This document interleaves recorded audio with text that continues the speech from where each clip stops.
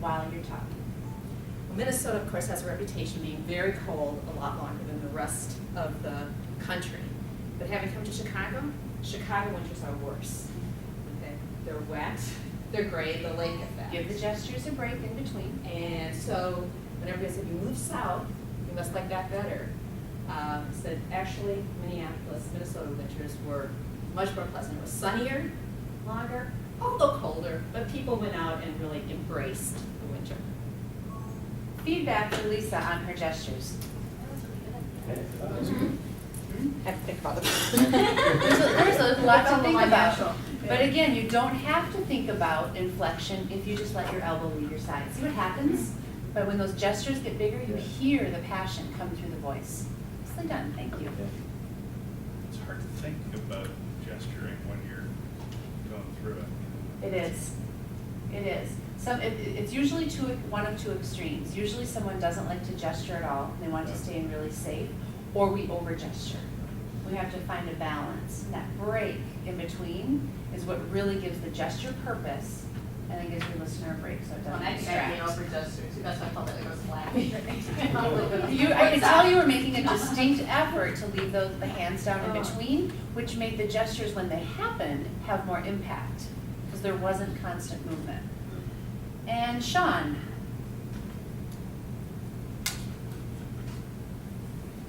Sean, will you tell me about platform tennis? I have no idea what it is. Sure. So my husband and I, probably about 4 years ago or so. Sean, let's start in home base Okay. before we get into the gesturing. Okay. My husband and I, well actually, my husband's an extreme competitive sports person. So he played competitive soccer, he picks up sports, and then he all of a sudden wants to become a professional at it. So likewise, when he decided he wanted to take up platform tennis, he's now on like team 1. I'm not at that level at all, but it's something we can do together. We've decided to play in this couples league, and it's basically like a... Bring the hands back down. Oh, I love the big gesture. I just caught you in the middle of it. Just make sure you bring them back down. It's basically like a big cage. So think about a tennis court. It's a little bit smaller, but it's in a cage, and the floor is heated. So the heat is important because it's a winter sport, and we play And with it. relax the hands for just a few seconds. Even when you're walking, it feels weird to walk. Well, don't overthink it. Okay. Yeah, don't overthink it. I won't Okay. say do or don't gesture while you walk. You can certainly gesture. Okay. My point is, there's constant gestures. Okay. Give us a break. I Okay. love the size. Mhm. Love the effect it's having on your voice and your Mhm. face. Just give us a break. Okay. So the floors are heated because it melts the snow, but it's fantastic because you think you're in like 0 degree Chicago weather, but what a great Is time it to be outside. fantastic? It's fantastic. Tell us it's fantastic, and then back home with your hands. Okay. So what I really like about the sport is it allows us to be outside in the winter. So in Chicago, it can be 0 degrees, but you're outside in the sun and the weather, and it's just fantastic because you get the fresh air. Caught it. There we go. See the difference?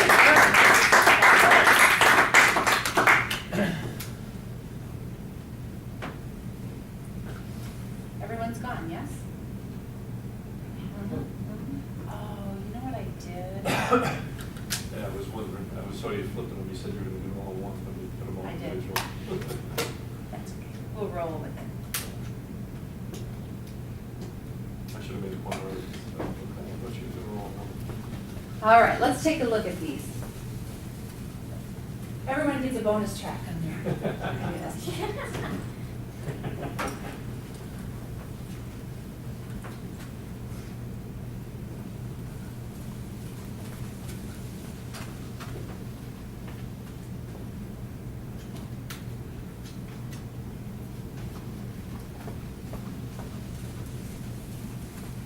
So while you're setting that up, I have a question for you. Sure. Maybe it's somebody who's a psychoanalyst is probably looking into this, but when you're talking about your dial, right? I'm a pretty big guy, and so I tend to minimize my gestures, right? 'Cause I feel like if I start doing this, I'm either gonna knock somebody over, or it just makes me look like a bigger guy. How should I think about that? Don't let your size hold you back from gesturing. For you, it's key to bring them back home and give them a break. That height that you have is really a gift in front of the room. Now, if you're really, really close in proximity, in a one-on-one with someone, there's where I would think about your dial.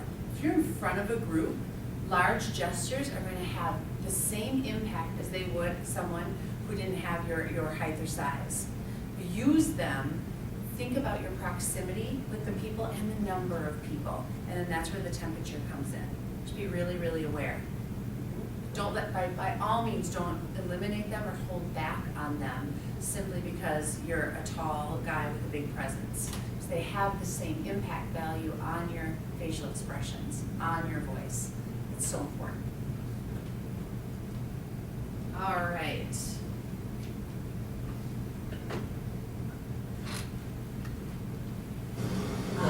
Chicago, New York comparison. Well, I grew up in southern Minnesota. I'm one of 3 girls raised on a farm at boarding with one bag. And was the first in my family to go to college. And having a son who just went through the whole college application, what a difference, right? I think I may get like 1 or 2 colleges possibly versus I went to college and started my career in Minneapolis. Minnesota, of course, has a reputation being very cold a lot longer than the rest of the country. But having come to Chicago winters are worse. Okay? They're wet. And so whenever they say we move south, we must like that better. Said actually Minneapolis, Minnesota winters were much more pleasant. It was sunnier, longer, a little colder, but people went out and really embraced the winter. The difference? Sunnier, voice came up, the eyes went up. Nicely done.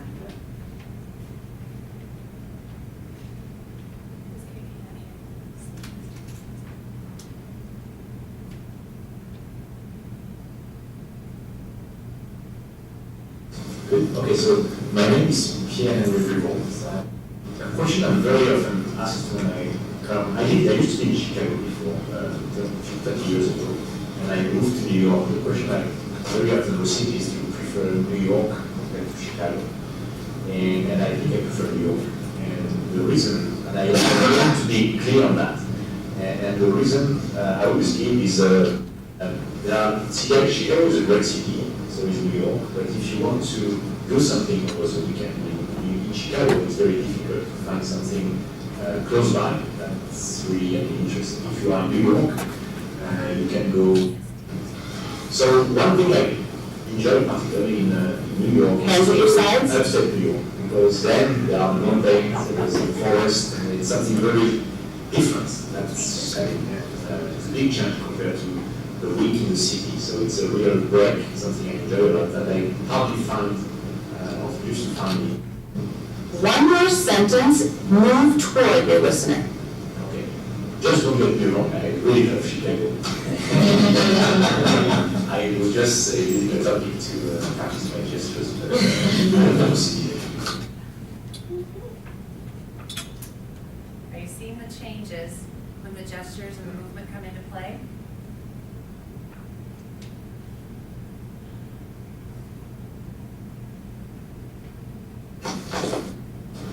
Okay, so about 15 years ago, when I was with a different firm, I was in Pittsburgh and coordinating recruiting and training out. So I'm interviewing a young lady at Carnegie Mellon who was from mainland China. She had only been in the US for a year or 2. And the interview went fine. At the end, I gave her some time to ask questions. She asked me, what are you looking for in a candidate? So I gave my stock answer, which was presence, intelligence, and adaptability. So she says, what is presence? And I said, like executive presence. She said, I didn't bring you a present.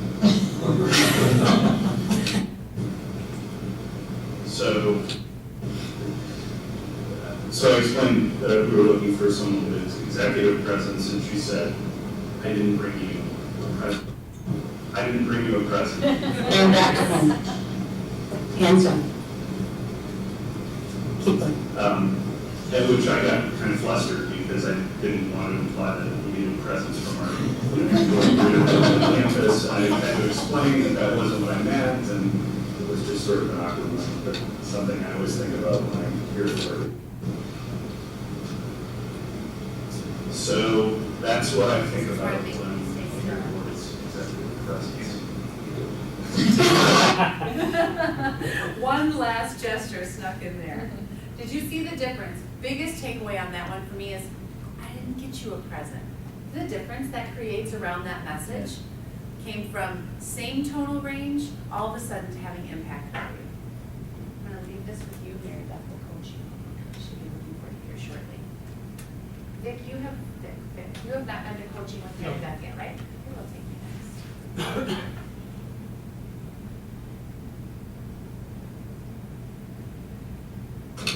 Good morning, everyone. Nice. Nice. Good morning, everyone. I'm Vic Bonso. Today, I'm going to talk to you about one of my passions. Actually, I have a number of hobbies, but one of my passions is watching movies. Quite a common hobby or passion, and I'm sure most of you will agree. One of the things that I've done is actually collected a number of movies throughout my life. So I'm an avid watcher. Anytime I get in between the gestures, watch how put in a CD, confident that looks. watch the latest movies, I have a Netflix account, watch quite a bit of movies that I can in my spare time. One of the best movies I've seen is, I would say, the trilogy Batman Begins, Dark Knight Rises. I'm sure most of you might have seen it as well. I think it's probably one of the best trilogies out there. The best trilogies I think ever made. I'm sure most of you will agree to it as well. And that has led me to become an avid follower of Christopher Nolan. And We pass that to Vic. Thank you. So what do you think about what happens during these bigger gestures? Just check in halfway through the recordings here. I think it's important to time too, but it creates a great impression. But if you just do it because now it's time to do it, Yes. versus timing it with what you're saying and the impact associated with what you're about to say, you might miss the point. You're exactly right. You can overdo it where everything seems overdone. Yeah. Or you can underdo it where nothing has any passion.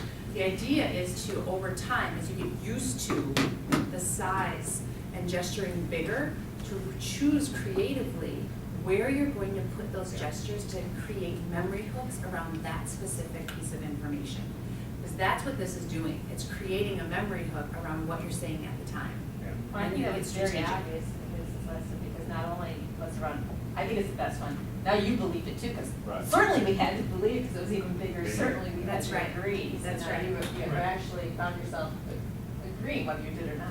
I mean, yes, I did not see that movie. Yeah, I think it ties into, we asked, right, perception being authentic. Yes. Right? So if you're passionate, You if you believe. gesture, the audience will believe in it and you become That's perhaps right. more authentic. Right, there's an influence element here. I think it goes back to the percentages that you had earlier. And you want people to focus on the right 14% of verbal, right? Because if you inflect, to your point, if you inflect at the wrong point, they're gonna walk away with the wrong verbal message and not focus on the right point that you're trying to make. Yes, you're right, with how that inflection happens, and with the words that you inflect upon can create different impressions. You have to let there be a natural cadence to it, but also, if there's something you want really remembered, see how I just changed my tone and changed the pace? The inflection and the tone around those words create the same type of memory hook as a gesture might. You have to think about where you're putting those.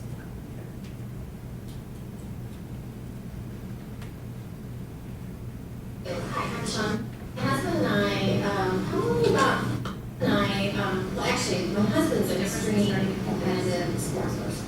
So he played competitive soccer. I'm gonna he catch picks that up again, I sport. want you all to My husband and I. Watch the difference Sean when Snyder, Sean starts rushing with hands office, going versus rushing starting in home My base. husband and I, probably about, well, actually, my husband's an extreme competitive sports person. So he played competitive soccer, he picks up sports, and then he also wants to become a professional at it. So likewise, when he decided he wanted to take up platform tennis, he's now on like team 1. I'm not at that level at all, but it's something we can do together. We've decided to play in this couples league, and it's a big cage. So think about a tennis court, it's a little bit smaller, but it's in a cage, and the floor is heated. So the heat is important because it's winters. So the floors are heated because it melts the snow, but it's fantastic because you think you're in like 0 degrees Chicago. So what I really like about the sport is it allows us to be outside in the winter. So in Chicago, it can be 0 degrees, but you're outside in the sun and the weather, and it's just fantastic because you get the fresh air. There you go. See the difference? Smile came, your eyes lit up, and so nicely back to home after that gesture. Big gesture and back to home base. Nice.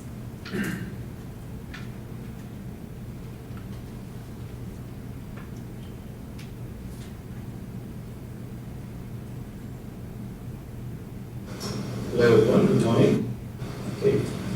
Let me talk to you guys about the project that we did at the Uni Games. When we first started with them, they were owned by university students. And relax that hand down by your sides. It was very interesting project. The first day that we walked into the building, we were all dressed up, suited up, everyone walked in. We were all invited by the CFO in the room. We were very excited that CFO wants to talk to us. We were very excited. That CFO called us into the room. We walked into the room. The first thing, he shuts his door and says, "Please don't spoil my environment. That's down. I don't want to see you guys in this attire anymore."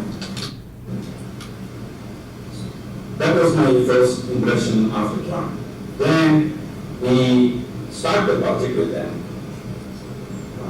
Our REP proposes on the project. And we got a smile. First smile with the biggest gesture. Nicely done. Nicely done. KK.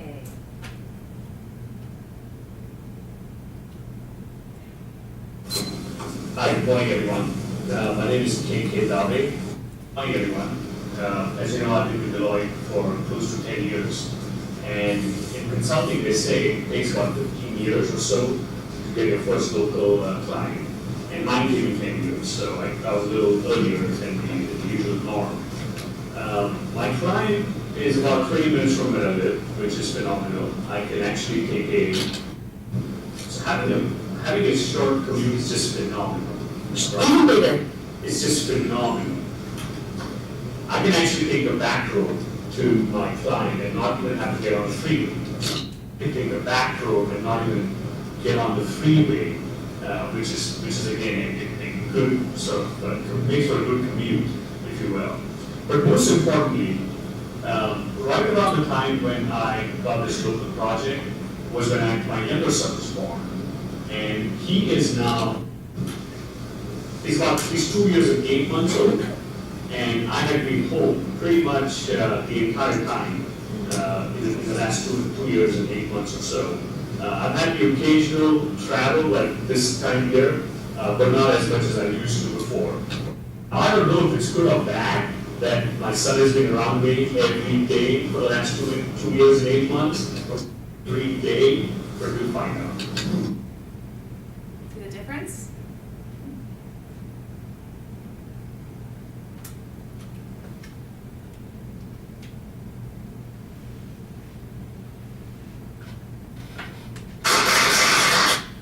I wanted to take this course for these 2 days.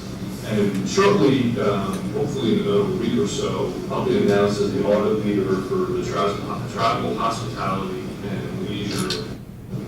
So hopefully that announcement will come out pretty soon. And what I'm looking for is to really make a difference in the evidence that our firm has in that particular subsector. I would like to see us out in the marketplace, meeting in the marketplace more, empowering our people, our senior managers, our other partners in our subsector to go out and go out and meet people, go out and build evidence, go out and make sure that we're perceived in the marketplace as a leader in the travel hospitality industry. And I haven't figured out exactly how I'm going to do that yet, but I do have some phenomenal folks that I will use as a resource to try to build off of the excellence and Opportunity for a gesture. I'd like to build off of the progress we've made so far in the marketplace, build off the relationships that we've built, and get out and continue those successes. Really, I'm hoping that collectively we'll see some big wins from these.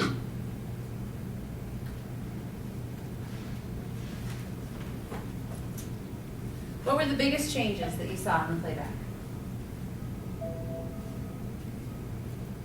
The gestures really affected the voice. Yeah. There you go. The gestures affected the voice. Everyone agreed this morning that they want to appear more confident, have some inflection, some passion, be more engaging, pull your listener into your message more. It's these delivery skills that does that. The postures where your confidence comes through, taking it from here to a more neutral, engaging posture. The gestures are what create the inflection and the facial expressions. And that movement, moving towards someone as you speak to them, staying connected with them, so keeps them drawn in. Start incorporating these into your everyday communication. Not the big presentation, everyday communication. You'll find exactly the feedback that you got from your peers here in the room. People will start giving you that same feedback. You'll see them being more engaged in your message, checking their phone less and connecting with you more. You'll start getting specific feedback. Wow, you're really polished, you're really confident, even if they can't articulate why. Give them a try. Let's take 10. We'll meet back here at 11 o'clock straight up, and we'll dive into 3 more delivery skills. Rick and Vic are ready for coaching. I have their cards. Sure.